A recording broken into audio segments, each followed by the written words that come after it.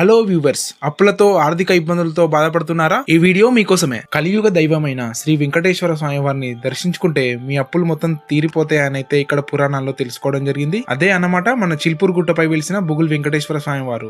పద్మావతి అమ్మవారిని వివాహం చేసుకోవడానికి కుబేరుని దగ్గర అప్పు తీసుకుంటాడు. తీర్చుకున్న అప్పు తీర్చలేక స్వామివారే తిరుమల నుంచి ఈ గుట్టపై నడుచుకుంటూ వచ్చి ఈ గుట్ట దగ్గర తపస్సు చేసినట్లు మన పురాణ గాథలో తెలుసుకోవచ్చు.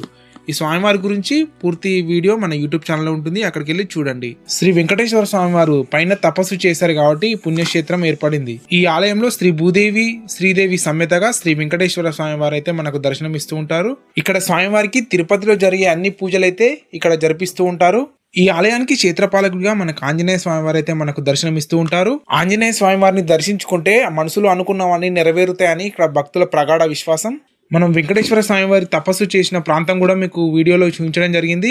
అక్కడ లాంగ్ వీడియో ఉంటుంది, అక్కడికి వెళ్ళి చూడగలరు.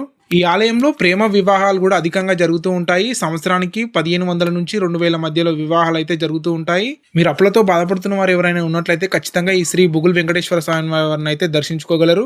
శ్రీ బుగుల్ వెంకటేశ్వర స్వామి వారిని మీరు చూడాలనుకుంటున్నారా? అయితే పార్ట్ 2లో స్వామివారిని అయితే చూపించడం జరుగుతుంది. మా వీడియో కనుక నచ్చినట్లయితే లైక్ చేయండి, షేర్ చేయండి, సబ్స్క్రైబ్ చేయండి. ధన్యవాదాలు.